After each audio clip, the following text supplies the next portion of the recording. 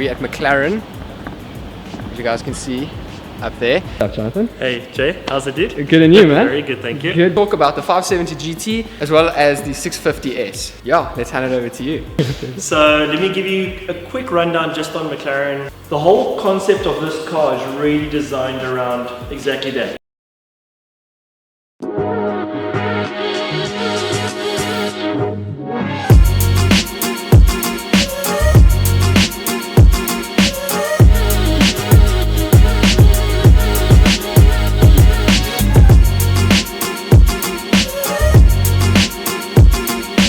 Next up, we've got our Super Series. This is really when somebody wants to own a McLaren. This is their initial go-to car.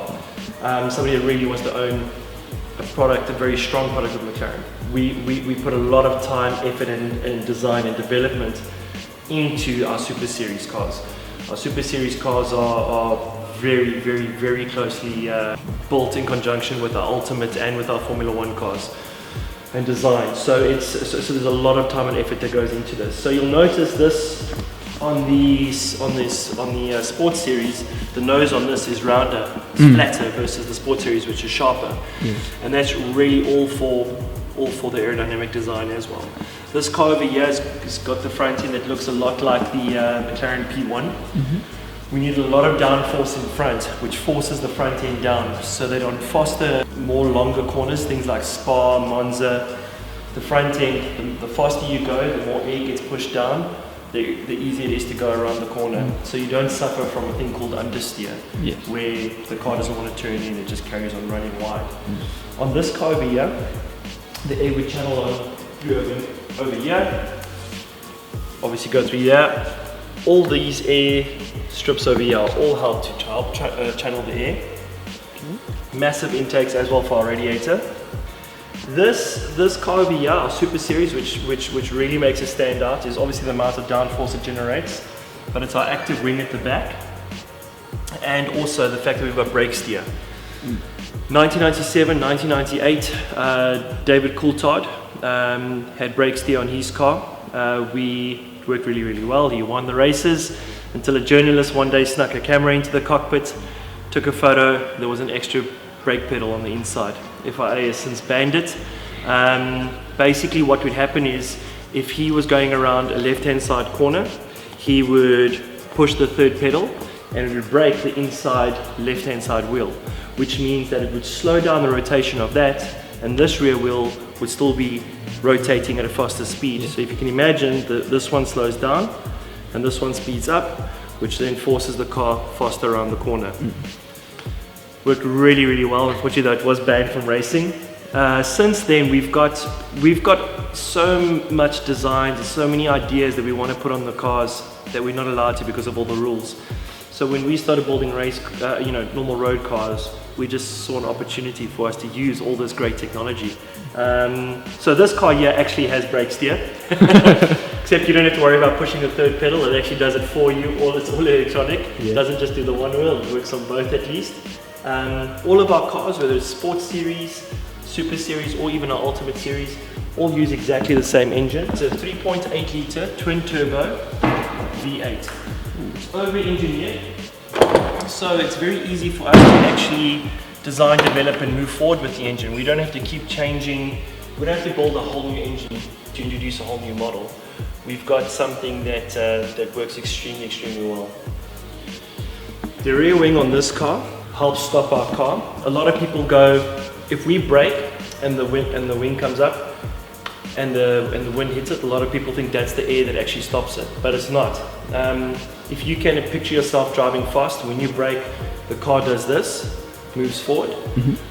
What this thing over here does is it helps force the air, push the air back here. So with you driving forward, you've got all that air traveling fast over the car over here, which helps push down the back end. And then you've got this wing which comes up, stops the wind, and pushes down extra wind on the back. So we've literally got, instead of the car doing this, we've got a car doing this. So all four wheels are braking at the same time. You don't have just the rear wheels actually lifting a little bit off the ground, which causes that snake effect. This car doesn't do that. It does do it if you're braking like you're supposed to on a racetrack. Yes. But other than that, the car stops incredibly well. The exhaust system on this car is in the center. The reason for that is purely to try and save weight. You'll notice on our sports series, it's down at the bottom, creates a very different sound, very different look. This car over here, we weren't really going that much for look and that much for sound, we're going for performance. So literally from here to here, that's how much exhaust we needed. We didn't need more. So which means that we save a hell of a lot of weight. You'll notice on our 650S GT3 race cars or our 650 GT Sprint, we do have a lot more aggressive diffuse, and that's just obviously because it is used for the track. The Ultimate Series, which everybody knows by now, that's our McLaren P1. Yeah. So our Ultimate Series is something that we would probably replace every 15 to 20 years. The P1 was sold out in 2014, 2015. We bought 375 units, 903 horsepower, exactly the same as engine as this, except it uses a hybrid engine and the turbos are slightly bigger, and obviously some different mapping and software and some small changes and tweaks on the inside, but essentially it's the same engine. But our engineers are so amazing that we're able to use one engine and develop so much power out of it. In terms of the actual design of the car, the entire car is carbon fiber, also built in 3 parts, very high performing car. Yesterday we were going through some of the stats. You're looking at 200 kilometers an hour to 0 with the braking, because it uses Akebono brakes, exactly the same as on our Formula 1 car. Yes. You're looking at 4.6 seconds. The car generates up to 2 Gs in braking. Very incredible car. But again, the clients that are attracted to that car, for instance, versus a LaFerrari, because they see it in the same light, are guys that are very McLaren and racing orientated. They are the guys that want a lot of that Formula 1 tech in their hands and be able to drive it. We've got DRS even on our P1.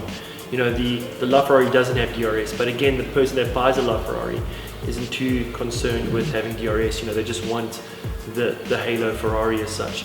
Where we've noticed our clients want to be something and to have something very different to what everybody else has. And like I mentioned earlier on, it bridges the gap between the general public and Formula 1. Sure.